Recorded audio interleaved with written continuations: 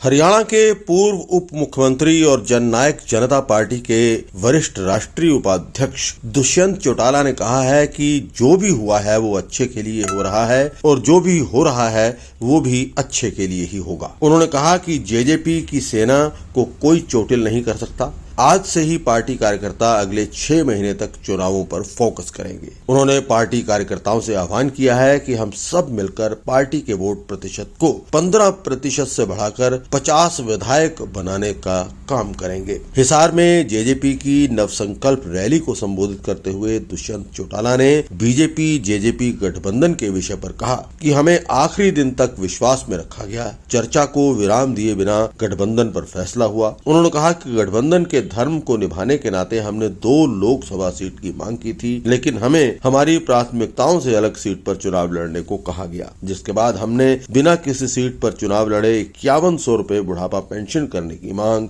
BJP से की थी, लेकिन इन सभी विकल्पों को अस्वीकार कर दिया गया और गठबंधन को तोड़ दिया गया। दुष्यंत चौटाला ने कहा कि जेजेपी चौधरी देवीलाल के असूलों को लेकर आगे बढ़ रही है। उन्होंने कहा कि हम टूट फूट का डर नहीं रखते हैं। उन्होंने कहा कि उनके हौसले कभी कमजोर नहीं होंगे। वे अगले 40 साल तक जनता की सेवा में निरंतर काम करते रहेंगे। उन्होंने कहा कि राजपाट किसी की पैतृक संपत्ति नहीं होती है, बल्कि जनता जिसे ताकत देती है उसे सेवा करने का मौका मिलता है। दुष्यंत चौटाला ने कहा कि पिछले 4.5 साल में हमने राज में हिस्सेदारी करके बिना जात पात क्षेत्रवाद के हर वर्ग के लिए काम किया है। दुष्यंत चौटाला ने कहा कि उन्होंने सरकार में गरीब किसान कमेरे वर्ग की आवाज बनकर पूरे हरियाणा के लिए काम किया है। उन्होंने कहा कि हिसार में एयरपोर्ट एलिवेटेड रोड बनेगा, जिसका फायदा पूरे प्रदेश को मिलेगा। दुष्यंत चौटाला ने कहा कि राज्य में हिस्सेदारी से बुढ़ापा पेंशन 3000 तक पहुंची है और 14 फसलों को एमएसपी पर खरीद कर सीधा 1 लाख करोड़ रुपए किसानों को लाभ दिया गया है।